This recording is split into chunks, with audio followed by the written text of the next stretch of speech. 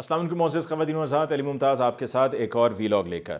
اب یقیناً یہ جاننا چاہتے ہیں کہ پاکستان پیپلز پارٹی اور پی ایم ایل این کے درمیان جو یہ نیگوسیشنز ہو رہی ہیں حکومت بنانے کے لیے پی ڈی ایم 2.0 کے لیے، یہ کس سٹیج پر ہیں؟ کیا کوئی ڈیڈ لاک ہے، اور اگر ہے تو کس وجہ سے یہ ڈیڈ لاک ہے؟ میں آپ کو آج ساری تفصیل بتاؤں گا اور کچھ ایسی ڈیمانڈز بھی آپ کو بتاؤں گا جو سامنے آئیں اور یہ پہلے نہیں آئی تھیں، تو مجھے کہیں سے معلوم ہوا ہے تو آپ کے سامنے میں رکھوں گا۔ آپ کو یاد ہوگا کہ میں نے کل آپ کو بتایا تھا کہ ایک درخواست ہے سپریم کورٹ آف پاکستان میں، اور یہ درخواست بریگیڈیئر ریٹائرڈ محمد علی صاحب کی طرف سے ہے۔ اس درخواست میں یہ کہا گیا ہے کہ الیکشنز کو کالعدم قرار دیا جائے۔ میں نے آپ کو یہ بھی بتایا تھا کہ یہ درخواست ایک طرح سے ایک دباؤ بلڈ کرنے کے لیے ہے پیپلز پارٹی اور پی ایم ایل این پہ، جو یہ ہفتے کو لگ رہا تھا کہ ایک دوسرے کے خلاف ہو گئے ہیں یا ایک دوسرے سے ان کی بات نہیں بن پا رہی ہے، اور جو مطالبات ہیں وہ ایک طرف کے زیادہ ہیں اور ایک طرف کچھ چاہ رہے ہیں، دوسری طرف کچھ چاہ رہے ہیں، تو لہٰذا یہ ایک طرح سے ایک دباؤ کا کردار ادا کرے گی یہ درخواست۔ اور اگر آپس میں بات چل پڑی جو کہ اسی طریقے سے چلے گی یا اسی فیکٹر کے تحت چلے گی کہ جس فیکٹر کے تحت ووٹ آف نو کانفیڈنس آیا تھا اور پھر پہلی پی ڈی ایم کی حکومت نے 16 ماہ مکمل کیے تھے، اس فیکٹر کے تحت اگر کہہ دیا جائے کہ بھائی بیٹھو اور بات کرو اور اس کو نبھاؤ، تو پھر بات چل پڑے گی۔ اور اگر بات چل پڑے گی تو پھر یہ جو درخواست ہے اس میں سے کچھ نہیں نکلے گا۔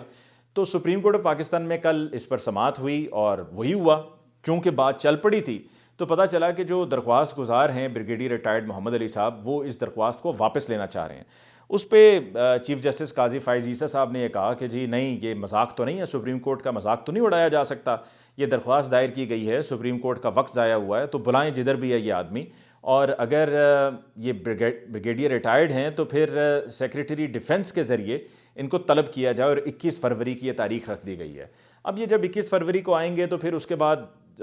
اس پر ہوگا کیا؟ اس پر ہوگا یہ کہ جی کہا جائے گا کہ بتائیے آپ کیوں الیکشنز کو کالعدم قرار دینا چاہ رہے ہیں یا آپ نے درخواست کیوں دی؟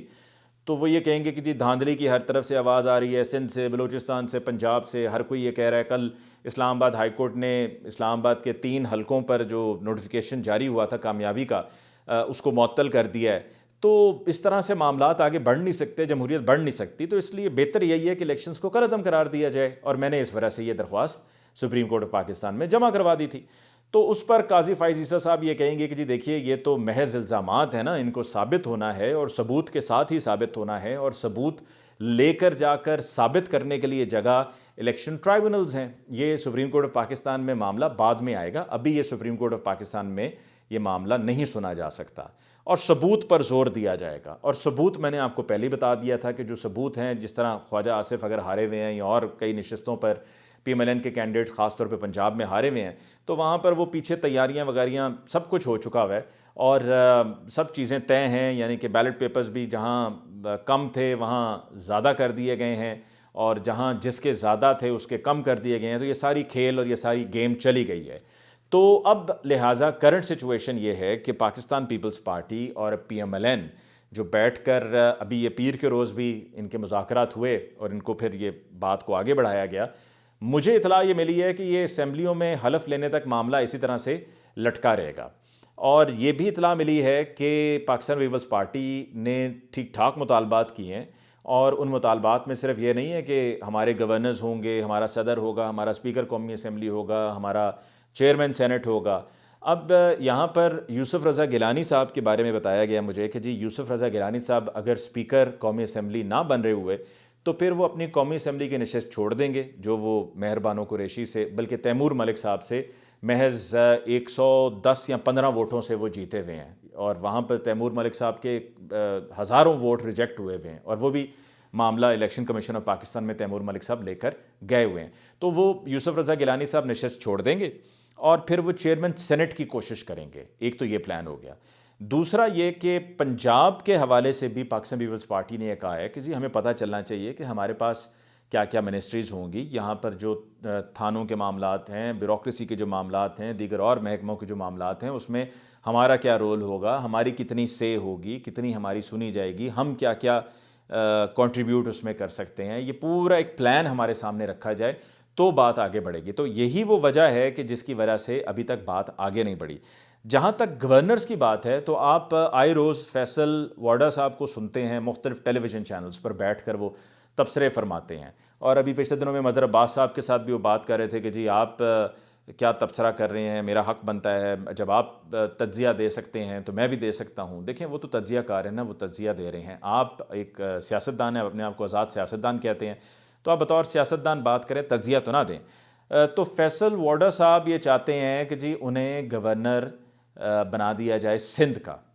یہ مطالبہ ہے، اور یہ بھی نیگوشیٹنگ ٹیبل پر معاملہ پڑا ہوا ہے، اور جس کی وجہ سے اس پر بھی، اس نقطے پر بھی اختلاف ہے. پاکستان پیپلز پارٹی چاہتی ہے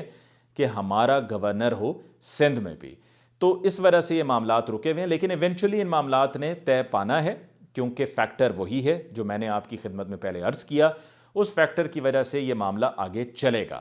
دوسری طرف آپ نے شاید مجھے ٹویٹر پہ فالو کیا ہوا ہے، میں نے کئی مرتبہ یہ سوال پوچھا، آج پھر پوچھوں گا کہ جبر کا موسم کب بدلے گا؟ ہم بدلیں گے تب بدلے گا.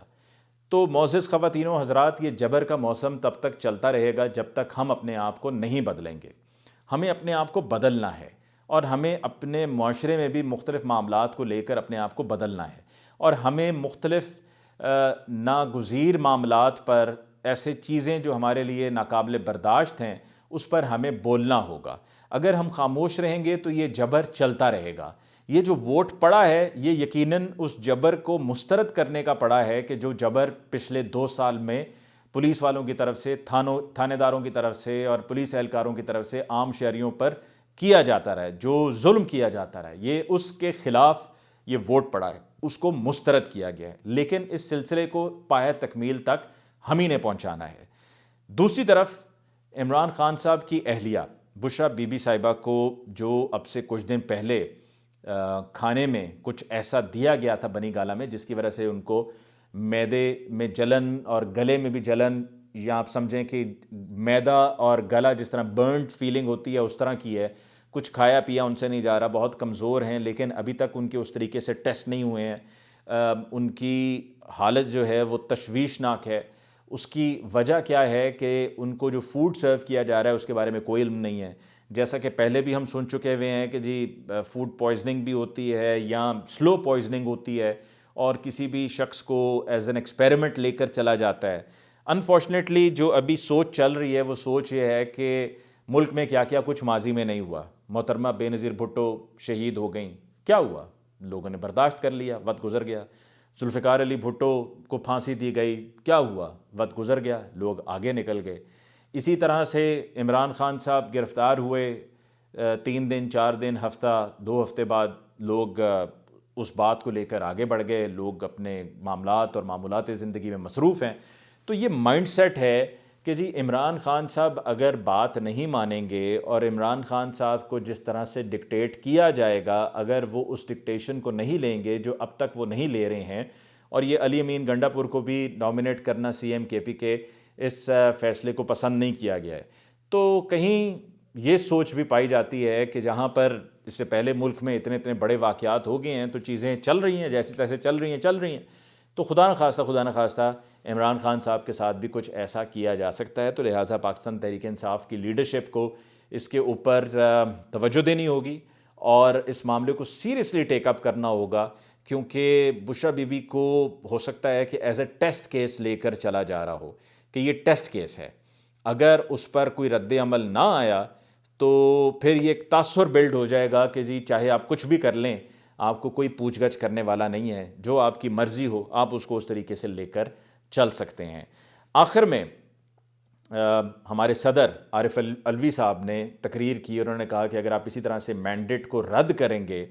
تو پھر ملک میں امن نہیں ہو سکتا ہے. اور اس میں کوئی دوسری رائے نہیں ہے کہ مینڈیٹ تو پاکستان تحریک انصاف کے پاس ہے، اور پاکستان تحریک انصاف کے ساتھ پہلے بھی بڑا ظلم ہوا ہے. اب یہ ٹیکنیکل معاملہ ہے کہ جو قومی اسمبلی کی اور صوبائی اسمبلی کی مخصوص نشستیں ہیں خواتین کی اور اقلیتوں کی، اس پر آئین یہ کہتا ہے کہ جی ہر پولیٹیکل پارٹی کو ایک مخصوص پرسنٹیج ملے گی ان کی نمبر آف سیٹس کے حساب سے، کہ ان کو اتنی ان کی نمبر آف سیٹس ہیں تو اس حساب سے ان کو اتنی مخصوص نشستیں ملیں گی. اب پاکستان تحریک انصاف کے جو آزاد ممبرز ہیں of the national assembly and provincial assembly, چونکہ وہ آزاد حیثیت میں انہوں نے کنٹیسٹ کیا ہے، تو یہ نقطہ اٹھایا جا سکتا ہے کہ جی چونکہ انہوں نے آزاد حیثیت میں کنٹیسٹ کیا اور اب یہ سنی اتحاد کونسل میں شامل ہوئے ہیں، تو پہلے سے کوئی لسٹ نہیں دی گئی تھی. اگر پہلے سے لسٹ دی گئی ہو تو اس میں ایڈ آن کیا جا سکتا ہے کہ جی نمبر زیادہ ہو گئے ہیں، پہلے تعداد اتنے کے حساب سے دیا گیا تھا، چونکہ زیادہ سیٹس ہیں تو زیادہ سیٹس کے حساب سے اتنی ریزرو سیٹس بنتی ہیں، تو اس میں ایڈ آن تو کیا جا سکتا ہے، لیکن اگر لسٹ ہی نہیں دی ہوئی ہے تو پھر اس صورت میں مخصوص نشستیں ایلوکیٹ نہیں ہوں گی۔ لیکن اگر مخصوص نشستیں ایلوکیٹ نہیں ہوں گی تو جیسا کہ آئینی قانونی ماہرین کا یہ کہنا ہے کہ یہ الیکشن ایکٹ کا پوائنٹ ہے، کہ جس میں آپ کو بتا رہا ہوں کہ جی فلاں تاریخ تک آپ کو یہ نشستوں کی تفصیل دینی ہوتی ہے، لسٹ دینی ہوتی ہے، اگر آپ نہ دیں تو پھر آپ اس سے محروم ہو جاتے ہیں، یہ الیکشن ایکٹ ہے۔ لیکن اس کے اوپر آئین ہے، تو الیکشن ایکٹ جو ہے وہ آئین کا تابع ہے، تو یہاں پر یہ معاملہ عدالت میں جائے گا اور عدالت میں فیصلہ ہوگا، کیونکہ ایسا نہیں ہو سکتا ہے کہ جی اگر پی ٹی آئی نے پہلے سے لسٹ نہیں دی ہوئی یا چونکہ پی ٹی آئی کا انتخابی نشان نہیں تھا اور سب آزاد تھے، تو لہٰذا وہ پی ٹی آئی کی جو مخصوص نشستیں بنتی ہیں ان نمبر آف کینڈیڈیٹس کے حساب سے جو پرسنٹیج بنتی ہے وہ کچھ پیپلز پارٹی کو دے دیں، کچھ ایم کیو ایم کو دے دیں، کچھ پی ایم ایل این کو دے دیں، کچھ کسی اور کو دے دیں، یہ نہیں ہو سکتا۔ وہ سیٹس خالی رہ جائیں گی اور اس طرح سے پارلیمنٹ مکمل نہیں ہوگی۔ تو یہ معاملہ عدالت میں جائے گا، سپریم کورٹ آف پاکستان میں جائے گا، اور وہاں سے اس کی انٹرپریٹیشن ہوگی، یعنی کہ اس کی تشریح ہوگی کہ کیا آیا پیپلز پاکستان تحریک انصاف کو ان کی یہ سیٹس دی جا سکتی ہیں یا نہیں دی جا سکتی ہیں۔ یہ وہ معاملہ ہے کہ جس پر اب آنے والے دنوں میں ہمیں واضح ہو جائے گا، لیکن یہ معاملہ ساتھ ساتھ چلتا رہے گا۔ دوسری طرف یہ کہ جو لوگ یہ سمجھ رہے ہیں کہ جی برف پگھل رہی ہے، بات چل پڑی ہے، بات چل ضرور پڑی ہے لیکن ابھی کسی طرف بات پہنچی نہیں، جیسے کہ میں نے آپ کو بتایا نا، یہ علی امین گنڈا پور کا معاملہ نومینیشن کا، اس پر بھی اعتراض ہے بڑا شدید کہ جی آپ نے علی امین گنڈا پور کو نومینیٹ کر لیا ہے، وہ کسی بھی وقت کچھ بھی بول سکتے ہیں کہ جی میں اسلام آباد کے ساتھ رابطے منقطع کر دوں گا، یا ہم اسلام آباد کی طرف مارچ کریں گے، یا ہم چڑھ دوڑیں گے۔ یہ مخالفین کی رائے ہے، تو اس پر بڑی ناپسندیدگی کا اظہار کیا گیا ہے اور یہ کہا گیا ہے کہ جی یہ فیصلہ مناسب فیصلہ نہیں ہے، آپ کے پاس اور لوگ بھی تھے، آپ ان کو بھی نومینیٹ وہاں کے پی کے سی ایم کے لیے کر سکتے تھے۔ تو بات شروع ضرور ہوئی ہے لیکن بات ابھی بنی نہیں۔ یہی وجہ ہے کہ پی ٹی آئی کے جیتے ہوئے اراکین صوبائی یا قومی اسمبلی پر جبر ہو رہا ہے، ان کو گرفتار کیا جا رہا ہے، ان کو دھمکایا جا رہا ہے، ان سے دوسری پولیٹیکل پارٹیز کو جوائن کرنے کے لیے کہا جا رہا ہے۔ گو کہ ابھی پچھلے دنوں میں کچھ لوگوں کے نام آئے تھے جو میں نے آپ کے ساتھ غالباً شیئر بھی کیے تھے، کہ جو پی ٹی آئی سے جیتے ساؤتھ پنجاب سے، اور وہ آئی پی پی میں جا کر علیم خان صاحب سے ملے اور آئی پی پی میں وہ شامل ہو گئے، وہ دوبارہ سے واپس پی ٹی آئی میں آ گئے ہیں۔ انہوں نے اس پر ایک سٹیٹمنٹ بھی دی تھی، ایک ویڈیو سٹیٹمنٹ تھی، اس میں انہوں نے کہا تھا کہ جی لوگ ایسا نہ سمجھیں، کیونکہ لوگوں کا رد عمل آنا شروع ہو گیا تھا نا، لوگوں نے برا بلا کہنا شروع کر دیا تھا، ان کے حلقوں میں ان کے لیے جانا مشکل ہو گیا تھا، اتنا لوگ ان کو برا بلا کہہ رہے تھے، ان کو لعن طعن کر رہے تھے، کہ ان میں سے ایک ایسے ہیں کہ جو واپس چلے گئے ہیں پاکستان تحریک انصاف میں، بلکہ ایک اور بھی ہیں ملتان سے بھی، شاہ محمود قریشی صاحب کی فیملی سے، وہ بھی واپس پی ٹی آئی میں چلے گئے، ان کے بارے میں بھی خبریں تھیں، اور ان کی طرف سے وہ جو